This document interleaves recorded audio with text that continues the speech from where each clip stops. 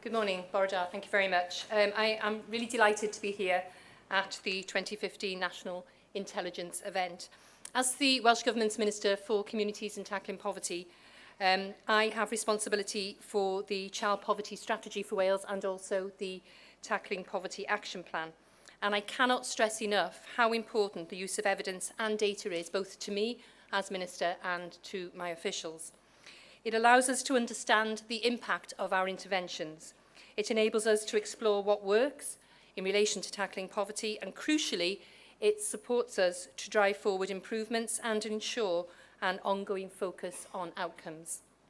Today, I want to highlight 3 examples of where I think the use of data and evidence has helped inform our approach to tackling poverty in Wales.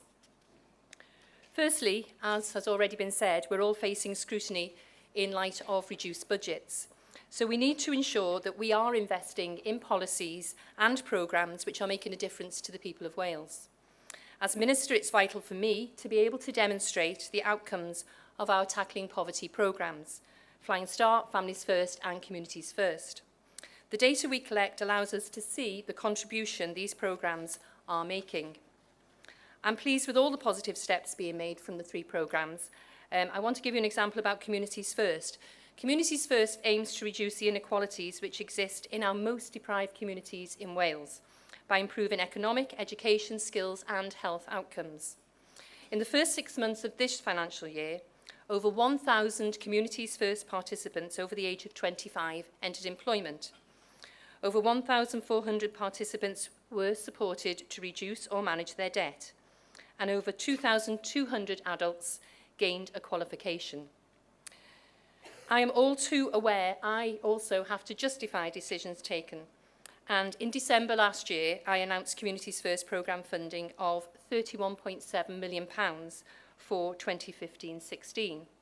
Having the data on the outcomes of those being supported by Communities First played an important role in informing my decision.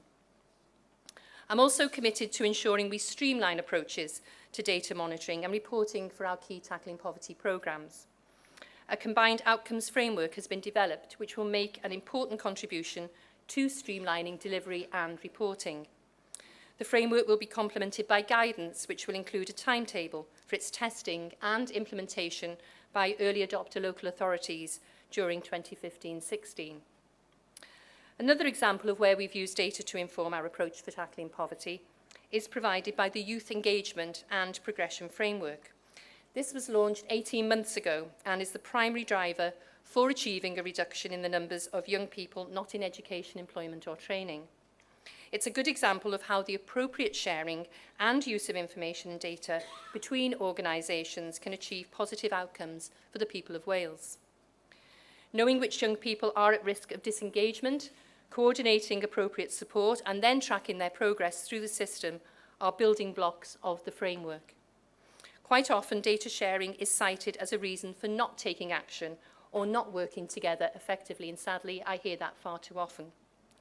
Framework has supported significant progress in the development of information sharing protocols to tackle this, and in turn strengthens local tracking systems. 18 months ago, very few local authorities had an information sharing protocol. Today, 9 local authorities have a gold standard, quality assured information sharing protocol in place, and all other authorities have one under development. So I really do think this is something to be commended. And so on to my third and final example.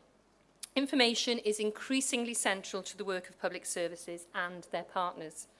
This ranges from information about performance and accountability through to sensitive information about individuals receiving care and support from local authorities. Such information absolutely needs to be shared in the right way. We are dealing with personal, very often sensitive data. We all have a duty to protect it, to ensure it's kept and shared safely. The Welsh Government continues to provide leadership to encourage improvement in the sharing of personal information. This includes strengthening the implementation of the Wales Accord on the sharing of personal information, which enables organisations to share personal data on a regular basis in a way which complies with the Data Protection Act. It supports public, third and private sector providers to put in place arrangements to share personal information about individuals legally, safely and with confidence. Reluctance to share information, even in appropriate circumstances, is one of the biggest challenges facing us all, and one we need to tackle together. A strong message is needed to move the default position of public service organisations from not sharing to safe sharing. This requires a cultural change in organisations based on clear, consistent leadership. To date, over 200 organisations have shown their support for the Accord by signing up, and over 70 quality assured information sharing protocols have been published on the WASPI website, with more under development. In November and December last year, I held 4 Tackling Poverty regional events, and the need to strengthen local data sharing formed a key element of feedback from these events. I am therefore delighted public service leaders in Wales have committed to actively encourage and support information sharing within their organisations. It is important to recognise local service boards have a key role in driving forward the Tackling Poverty agenda.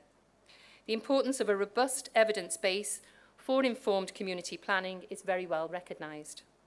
Therefore, I'm really pleased there will now be pages including on the data unit website specifically focusing on poverty. These will provide local authority level data on the indicators included in the Tackling Poverty Action Plan, where data is available.